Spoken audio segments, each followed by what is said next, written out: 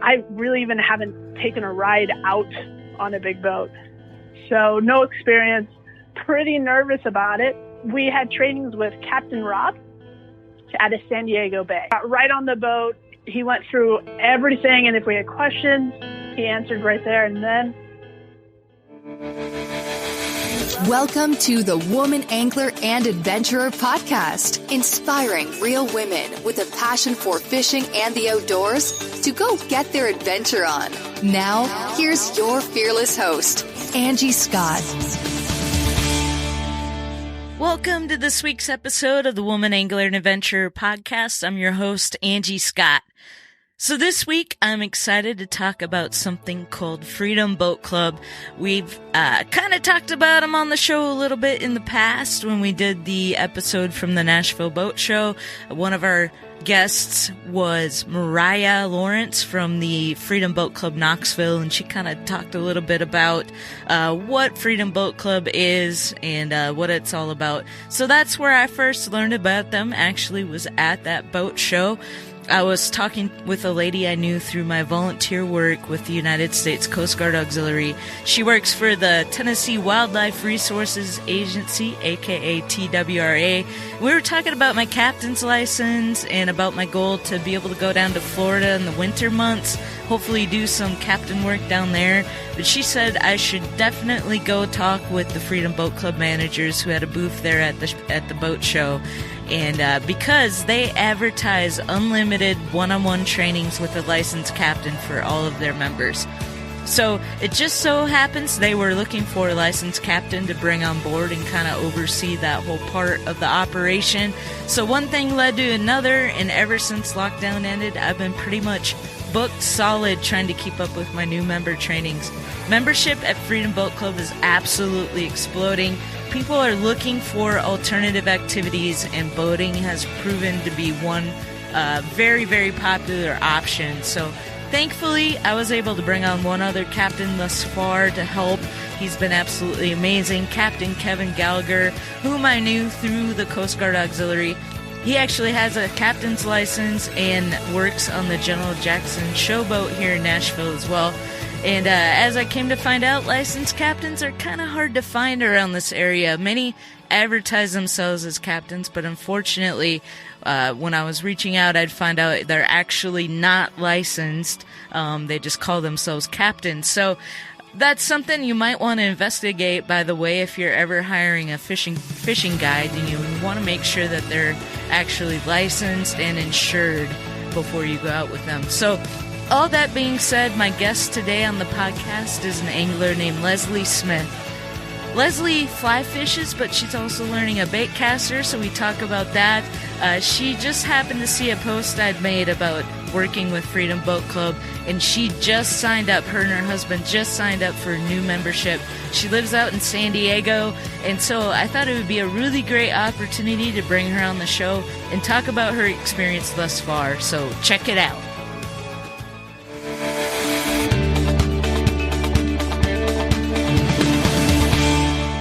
So let's talk a little bit about just your background in general before we really get into talking about your experience as a new Freedom Boat Club member in the San Diego area, which is awesome. But you're a fly angler, it looks like. I am. I became a fly angler probably about 5 years ago, but I've grown up spin fishing.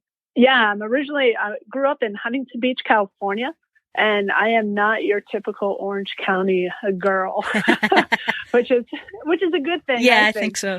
I agree. Yeah, I fish, I hunt, and that's all because of my parents. They're a great influence. Every summer we went up to the Eastern Sierras and would fish. That's great. But I didn't really get into. I kind of lost it going through school, college, and then. A lot of people have this story, but I met my husband, who is a competitive fly angler. Okay. And I can say I owned a fly rod before I met my husband, so at least I had that. But back in that day, there was no YouTube. It was all books. Mm-hmm. And so I tried to learn how to fly fish through books, and that was just not me at all. So I put the fly rod down, and I met my husband, and he taught me, and it's been 2015, I think is when I started. Cool. But I am learning how to cast a bait caster right now. Good. And I'm super excited because I just love to fish. Awesome. And it doesn't matter how, Yeah. What kind of rod I'm using. I just want to go out there and fish. And so I'm trying to become like this all around angler that can, cast anything. Just give me a rod and I'll catch a fish. That's awesome. Kind of fun. Yeah, well, we've talked about this quite a bit on the show recently, in the last few months, really. I went on, Heather Hodson from United Women on the Fly. And are you familiar with Jen Ripple from... And Jen Ripple, okay. Yeah, I've met both of them. Oh, great. They're great. Aren't they amazing? I love them. And I actually followed you guys on the road trip. Oh, cool. Roadie road trip? Redfish Redfish Roadie. Yep. Yeah, that was great. Yeah. That whole conversation you guys had about what is it between fly anglers and conventional fishing, and why is there kind of a division?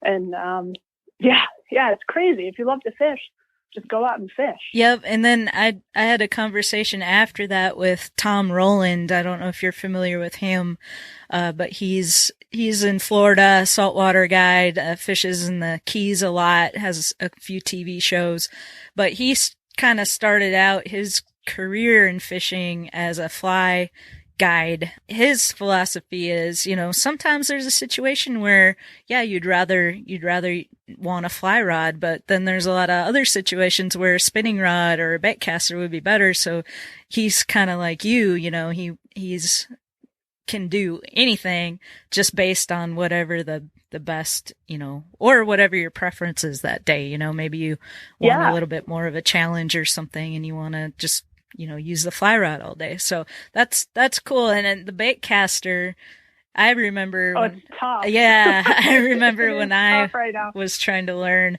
It was the weirdest thing with me. So I would go out and practice just on land and, just try to be able to cast it without getting a bird's nest every time, by the way, I think I'm an expert at getting bird's nests out.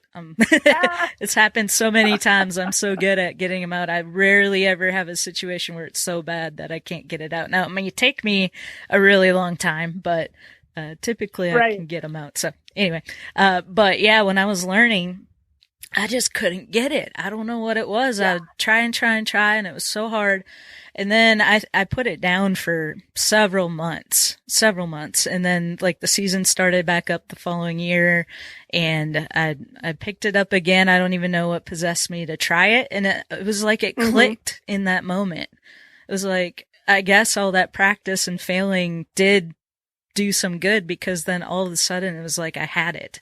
And now I use it so much that I almost, sometimes I have a hard time even just going back to a spinning rod. Right. So, I'll let you know when that moment clicks. Yeah, I'll be curious. It hasn't happened yet, but I'll keep practicing. And it's kind of funny. This past Sunday was the first time that me and my husband were on the Freedom boat by ourselves. And we brought fly rods, spinning rods, bait rods. We had it all. Because after being, off for 2 months now, I think, not fishing. I want to be able to cast a fly rod all day. So having that option to have a bait caster and take a break with the bird's nest. Yeah, exactly. And getting that out. It really worked. It was a lot of fun. Great. Well, okay. So you mentioned Freedom Boat Club. So what led you to becoming a member? And I know there's a couple different locations in San Diego. Which one do you have one that is kind of your home location? Yes. We live on Crown Point, which is Mission Bay. Okay. On Mission Bay. And so the Mission Bay location is probably less than a mile away. Nice. But because of COVID, it was the last to open up. So it just opened up, I think, on Monday. So we haven't had a chance to use that one yet. Oh, okay. So we've used the San Diego Bay location, which still for us, I think it's 15 minutes away. Oh, that's not bad at all. So I know, right? Yeah. So we have 2 locations to choose from. It all depends on what we want to do. If we want to go offshore to the kelp, we'll probably use the Mission Bay location. And then if we want to stay in the bay, we'll probably use the San Diego Bay location. Okay, good deal. Well, I was out in San Diego for the first time ever this past May. So, well, I should say a year ago, so we're in May right now. It was like literally a year ago last week I was in San Diego. And unfortunately, it was very much the May gray.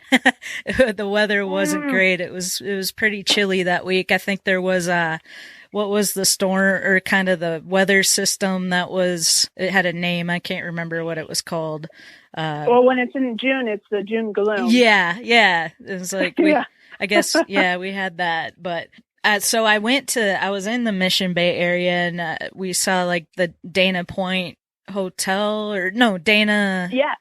Dana Landing? Dana Landing, yeah. We kind of drove around that area, but this was before I even really knew about Freedom Boat Club, so I didn't get a chance to actually go check out that location, but maybe someday I'll get back there and that would be awesome. Yeah, definitely. From my house, I could leave my front door with my fly rod in my hand in 5 minutes. I'm on the bay fishing. Nice. So it's a lot of fun. So is that a big factor why you wanted to join the club, was to be able to get out and fish different situations? Yeah. So we heard about the boat club through friends, but then we like to go to the Fred Hall, the Fred Hall fishing show, and probably ran into them maybe 2 years ago. Okay. And at first we, just to be honest, the initial price to get in was pretty high. Yeah. And we thought about it, and we're just like, we just cannot do that. But we've always wanted a boat, but storing it in San Diego is a little rough, a little tough. Freedom Boat Club kept kind of keeping in contact with us. So kudos to them because they kept our name and our info, and they kept saying, getting in touch with my husband and what about now? What about now? And so it must have been in March, right before all the lockdowns and stay in place happened. They had an actual open house, and Joe contacted my husband personally and invited us to come down personally. Okay. And we both looked at each other and, hey, we're not doing anything. Let's go do that. Yeah. So they do have a personal touch, Yeah. Yeah. They kept contacting us and asking, okay, well, what can we do? How many more questions you guys have? Can we answer anything? Can we take you out, show you the boat? And I think it's more of our friends started signing up and having great experiences. We found ourselves renting fishing boats. Yeah. Some skiffs.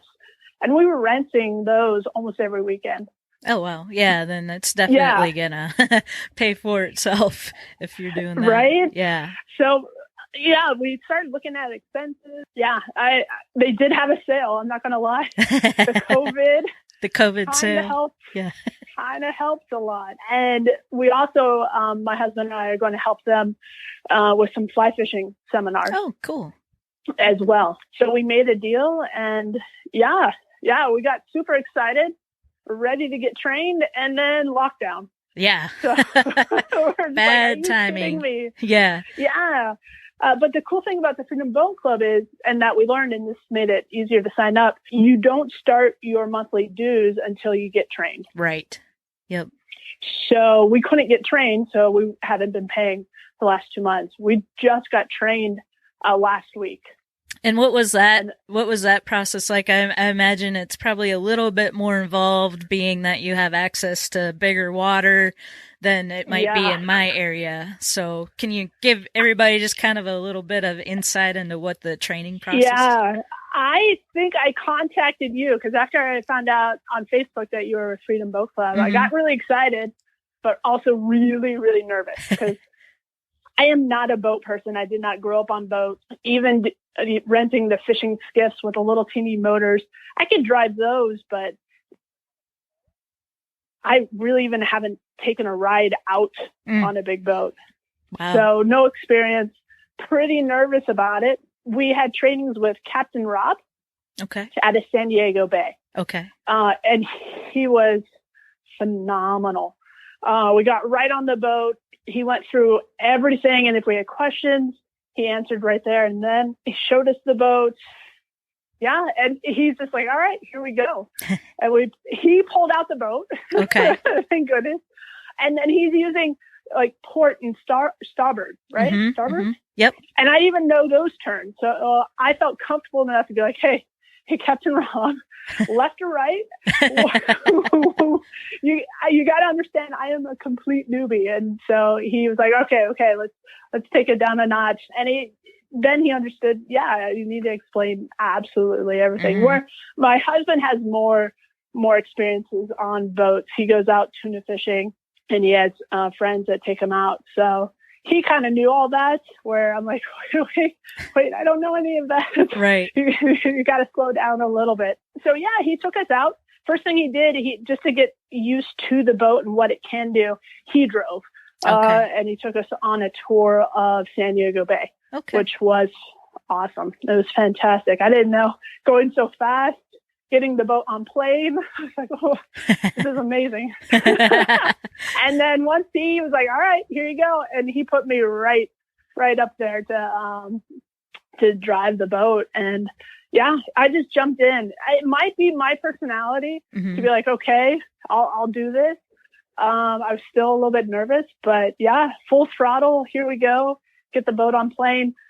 We're still in the bay, so it's not offshore yet. Okay. That's additional training at that point if you want to go offshore. Yeah. Okay. And just doing the different maneuvers with the boat. My husband had his turn, and then it came to docking. Mm. Docking was next. That's everybody's biggest fear, I think. Right? It really was. What helped, though, we went out on a Tuesday morning, so it wasn't totally crowded, mm-hmm. like on the weekend. Mm-hmm. So we found a little dock that we could practice. Captain Rob showed us 2 ways to do it first. Okay. And then my husband did it. I think he got it in his second try. Okay. Don't quote me on that, but what I'm leading then, it was my turn. And I got it in my first try on both ways. Nice job. I know. Captain Rob couldn't believe it. He's like, what do we do now? Because usually it takes people like 3 or 4 times. And he's like, you guys want to practice again? And so, we practiced again. And just for some insight, because I've been training new members here in Nashville, and I've done a lot of them because I'm sure it's probably the similar situation out there. We had a ton of new members signed up that were just kind of waiting until we were able to do the training. And so once that happened, it was like boom, boom, boom, boom, boom. And so we kind of have 2 portions, and I don't know, this might be similar out there, but we have like a 2-hour classroom type orientation. And then you typically go out on the water immediately after that and do the 2-hour on the water training. But the way that, we had so many members, we decided to start doing the classroom portion via Zoom. And then as soon as we were able to, then we could schedule their on the water. So it's all individual. It's all 1-to-1 or per couple, right. So it's kind of nice to have that, one-on-one setting so you can ask questions and feel comfortable and, definitely. And I think, the classroom, portion that you're talking about, we actually did that on the water. Oh, okay. He docked, he had the PowerPoint already, in a book form, mm-hmm. and we went through all the rules, regulations, how to use the radio, yep. And all that on the boat, which actually, if I had probably had the choice, I probably would have preferred that, because I was on the boat. Mm-hmm. He's talking about buoys, and I could look out and see the green entry buoy or the red, yep. and see it visually. Yep. So I think that kind of helped out. Yeah. So the way we've been doing it, and now, I mean, we do have the printout, so we could do it on the water. We have done a couple on the boat, but it's kind of, the way I've been liking it is because then when you're on the water, then you're kind of reinforcing all those things that you went over initially in the classroom. So now you're pointing out, okay, remember we talked about the red and green buoys and, Yeah. And so, I think that way is great too. But it's nice to be actually in that setting on the water, if the weather's permitting, of course. But right. But so I was going to ask about the docking situation, because that's probably been my biggest challenge, as far as like it's one of those things where you kind of like a bait caster. When you have it down, you kind of have it down and you don't really think about it. So for me, trying to explain to people how to actually pull it in and like why, what approach you should kind of come in at and stuff. So once we actually start getting up there, I'm kind of like, okay, now go ahead and put it in, reverse idle. Okay, turn it to the port. And that's, I think, where I'm like, did he just kind of let you do it, or did he say, okay, now put it in, hard over to the starboard side, or did he just kind of let you do it after he demonstrated it? He demonstrated it first and talked us through it while he was going through it. Mm-hmm. But then when it was our turn, we did it. And if we kind of looked at him like, oh, what do I do next? He would verbally say, okay, now do this. Okay. But if we didn't need help and we're kind of going through it, he just let us figure it out. Perfect. Well, yeah, I've kind of done it both ways, and I've found if I'm just instructing someone through it, they kind of just wait until I say the next thing instead of doing what they would naturally feel like was the right thing to do. And then sometimes by the time then we had that communication, the boat had already like drifted too far out of position or whatever, so good. So I'm glad to have that insight from another captain in the way that they do it. So that's good. Mm-hmm. Yeah. It's still nerve wracking. Oh yeah. Just going out on Sunday, doing it again and trying to practice. I don't think I'm going to get the hang of it until I, over and over and over again. So it won't be a while, and do I feel comfortable? Still nervous, but if you want to take a boat out, you got to be able to do that. Right. So do they have somebody there at the dock to assist, like with the dock pole or something when you're coming in and out? Yeah, that's the greatest part, is the help before, to get the boat out. Mm-hmm. They push and they help, but to get the boat back into the slip, they're there. We've only had one experience taking it out by ourselves so far. The worker was right there. I threw the rope. She pulled us in. That was the easy part. Getting gas was the harder part before. Yeah. So gotcha. That was the only kind of iffy part of the whole entire trip. We had a great time on Sunday. We caught a ton of fish. Nice. But then you have to fill it up. And on Sunday it was a little bit crowded, but my husband drove the boat at that point, but I jumped off on the dock and I could actually tie it up now. And yeah, it was great. Great experience. Good deal. And how was like the weather and the wind? Was it pretty calm? Actually, it was a great day for fishing because it was overcast, and San Diego always has a little bit of wind. So there was some wind. Gotcha. But we went out the whole entire day. I think we got out on the boat about 7:30 in the morning, and then returned it probably about 5. Okay. Gotcha. Now it looks like they have a pretty nice fleet of boats out there. What kind of boat did you go out in? Or was it the same type of one that you trained in as well? It was not the exact same boat, but the same type. Okay. I think it's a 20-foot center console boat, and they're getting new boats as we speak. Ooh, which is great as well. Yeah. Yeah, that's the fun thing about Freedom Boat Club. One of the big advantages of being a member is having that selection of boats. So you're not just stuck to one type of boat. If you want to do something different one day, you want to take a pontoon out and just kind of hang out for the day, you have that option. I was kind of surprised that they have pontoons out in that area, but I guess, as I've been traveling to Florida and stuff, because most of my experience is just inland, and it seems like almost everybody drives a pontoon anymore. But I'm surprised to see how many pontoons are out on bigger water now, and they're kind of making them, a lot of them are tri-toons, so they're really stable and they can kind of handle those conditions pretty well. Yeah, the Mission Bay location has pontoons with slides on them. Fun. So that's and pontoons are actually great to fly fish from. Yeah, there's a lot of room. A bunch of people, doing conventional fishing, and then the fly fishing on the ends, and that's a great time. Yeah, that sounds like a blast. Unfortunately, like in this area, they don't really promote fishing so much. So that's something I think they want to get into. So it's mostly just people taking out like wake surf boats and pontoons, and they're not really using them for fishing.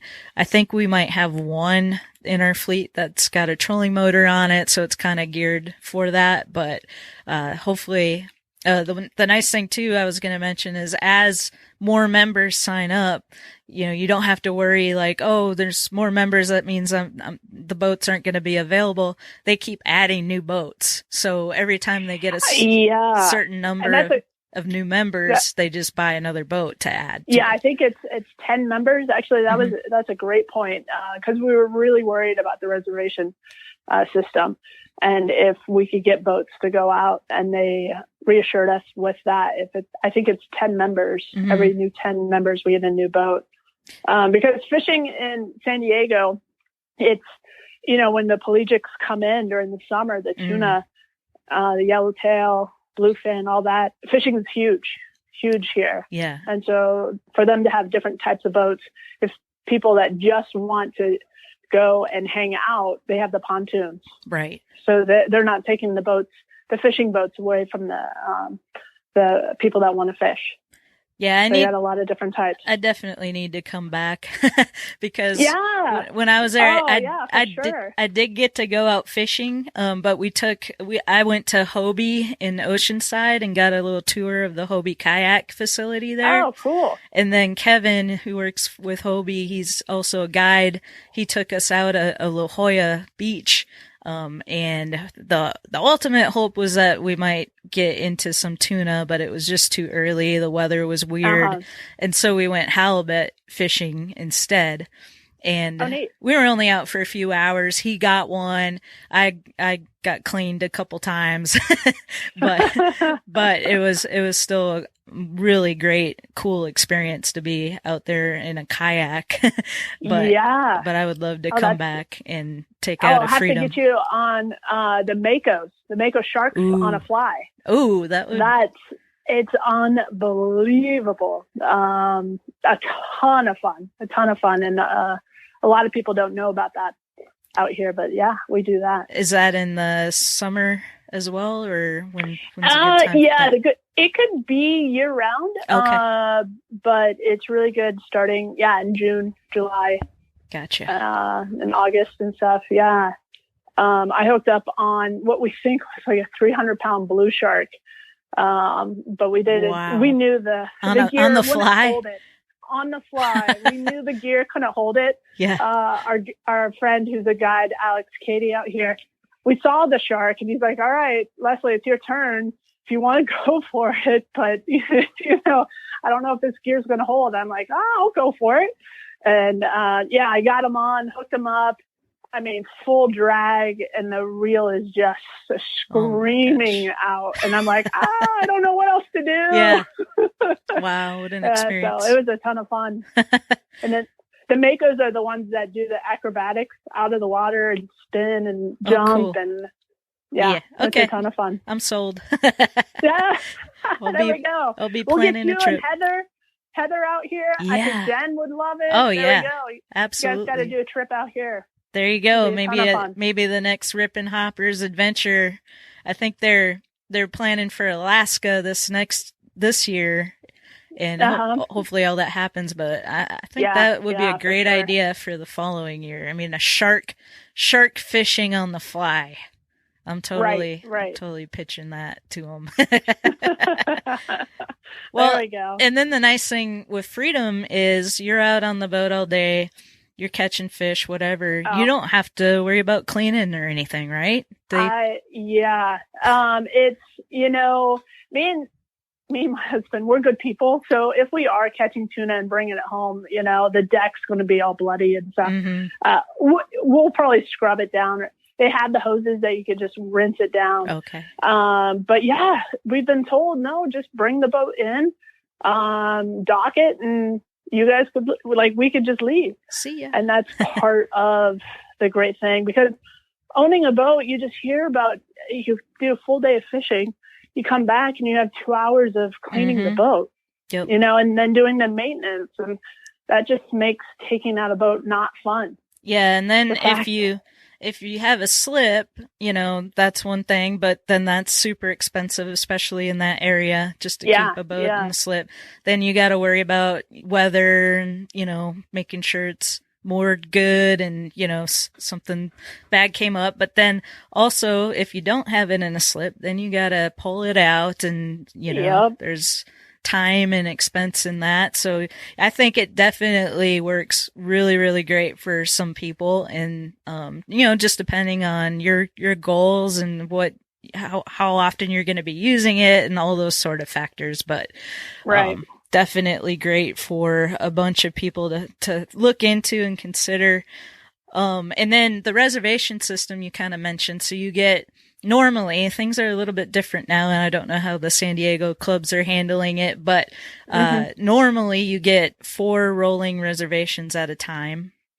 Right. So, same here. Okay. So as soon as you go out one day, you can then go ahead and put in, so you can always have 4 reservations locked in. So if, like, you know, you're going out 4th of July, again, weather permitting or whatever, you can go ahead and put that in advance, so you don't have to worry about if all the boats are booked up. But then there's also that reciprocal membership that we kind of briefly mentioned, where, you know, if that one location's booked up, you can always check the other location. And, you know, then you could even look elsewhere, you know, if you've got one that's not too much further away, or you want to make a little trip, or you're traveling, you go to Florida, you want to take a boat out, you know, you've got those opportunities. So that's something you can't get anywhere else. Not at all. Yeah. And that's what it's kind of, now we're making, thinking about our trip list that we always make and where we want to go. This has changed it. Now Florida is definitely on our list, where we could get a boat and go out for tarpon, you know, by ourselves, or redfish in Louisiana. They have locations there. And then striper up in NorCal in the Delta. So that was definitely a deciding factor as well, was the different locations. Yep. So if you travel a lot as well, then and you love to fish or you love to boat, then it can be hugely advantageous to have a membership. So yeah, definitely. Well, awesome. I'm so glad that you reached out and that we were able to connect and kind of talk about this. And I'd love to, as you get into your membership and use it more and things like that, and maybe even do some of that traveling, I'd love to reconnect with you and just see how everything's going. And we'll stay in touch on social media. Do you have like any kind of accounts or websites or anything? I do. Okay. Yeah. On Instagram, it's Trail Mix. Trail Mix. Okay. Yeah, it's really funny. I got Instagram right when it started. Yeah, I was going to say, you don't have any crazy numbers after it or anything? It's just... Yeah, I've been offered money for my name. Oh, wow. From companies. And I get like tagged by random people who are eating, you know, trail mix. That's funny. So it's pretty funny. That's hilarious. It's very entertaining. Yeah. So yeah, it's Trail Mix on Instagram, and then Facebook, it's Lesley Smith. Got it.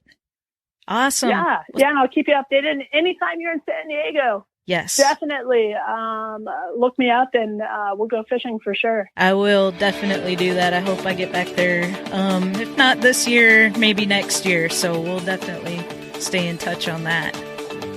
Yeah, that'd be great.